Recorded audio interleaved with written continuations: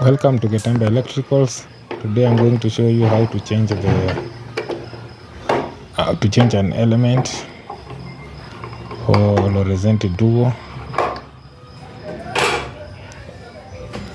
I already taught other showers, so this one is different. So it's shown here how to open. So you just open, it's indicated. So after opening like that, we change this element. This have changed the element, this one, and then you cover the element. So you return that cover, and then you put this other, you tighten this point so that it doesn't pour water to the sides, and then you return this lid